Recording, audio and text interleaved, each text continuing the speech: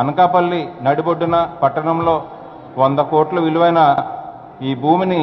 ఒక సత్రానికి దానం చేస్తే 22(c)లో ఉన్నటువంటి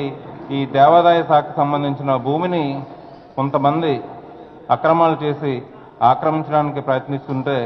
ఈ అధికారులు దానికి సహకరిస్తున్నట్టు ఈ మధ్య మనం ఈ పేపర్లో చూసాం. ముఖ్యంగా కొన్ని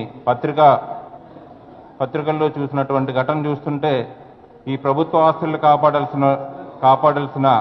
అధికారులు వాళ్ళకు కొమ్ము కాయడం, నిజంగా ఈ కూటమి ప్రభుత్వం వచ్చిన తర్వాత ఈ ఫైళ్ళన్నీ కూడా మూవ్ అయ్యి 22(c) నుంచి 22(a)కి కన్వర్ట్ చేసి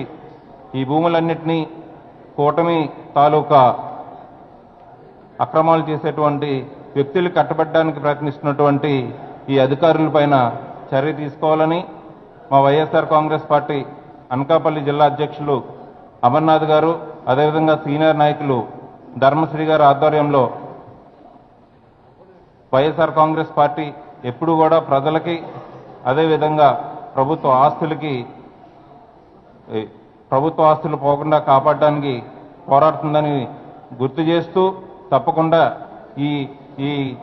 చర్యకు సహకరించినటువంటి అధికారులపైన సిబిఐ ఎంక్వైరీ వేయాలని YSR Congress party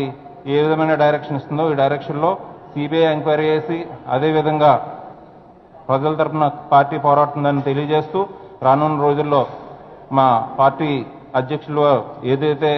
next steps ఉంటాయో సైట్ విజిట్ కానీ ఇవన్నీ చేసి తప్పకుండా ఈ అధికారుల పని చర్య తీసుకునే వరకు వైఎస్ఆర్ కాంగ్రెస్ పార్టీ పోరాడుతుందని తెలియజేస్తున్నాం.